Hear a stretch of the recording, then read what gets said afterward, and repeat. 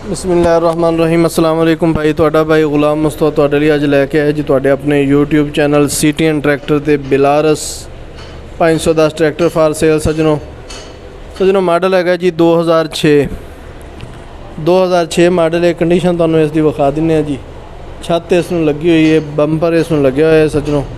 उस तो बाद बैक साइड तो भी तुहानूं विखा दिंदे आ, हिच भी विखा दिंदे आ। सब तो पहले अगले रिम चैक कर लो जी। इन्होंने प्लेटां लगी हुई हैं मजबूती वास्ते, ठीक है। रिम बिल्कुल बेदाग ने, साफ सुथरे। टायरां की कंडीशन तुहाडे सामने सजनों चैक कर लो। इस तरह यह रंग रूप इसका वेख लो जी। 2006 मॉडल है जी। यह डीजल पंप इसका चैक कर लो। सलफ वेख लो, सलफ स्टार ट्रैक्टर है। बाकी यह चैक कर सकते हो जी। यह गाड़ियाँ वगैरह वेख लो जी इसदियाँ। बाकी थल्लों इंजन की सूरत हाल वेख लो। इस तरह ड्राइवर सीट चैक करो, स्टीयरिंग वेखो, छत चैक कर लो जी। बाकी लीवर वगैरह वेख लो। यह पिछले टायरों की कंडीशन हैगी जी तुहाडे सामने। इन्हां दी पॉइंट तुसीं आप ही कर लेने ने। रिम जिहड़े ने बिल्कुल बेदाग साफ सुथरे रिम ने। यह टूल बॉक्स वेख लो जी। इस तरह सजनों बैक साइड ते हिच लगी हुई है जी। बाकी कंडीशन तुसीं वेख लो। यह चेसी पत्तरी चेक करो जी, ठीक है। यह दूसरी साइड वाला टायर वेख लो, यह चेक कर लो जी। इस तरह फ्रंट तो तुहानूं इसकी लुक चेक कराने।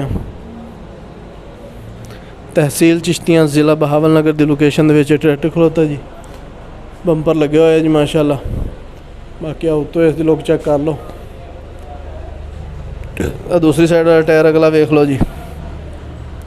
जनरेटर चेक कर लो जी। बाकी फिल्टर वगैरह इस साइड तो इसकी सूरत हाल वेख लो। बेहतरीन तो ज़बरदस्त कंडीशन में ट्रैक्टर खलोता है। 2006 मॉडल है जी।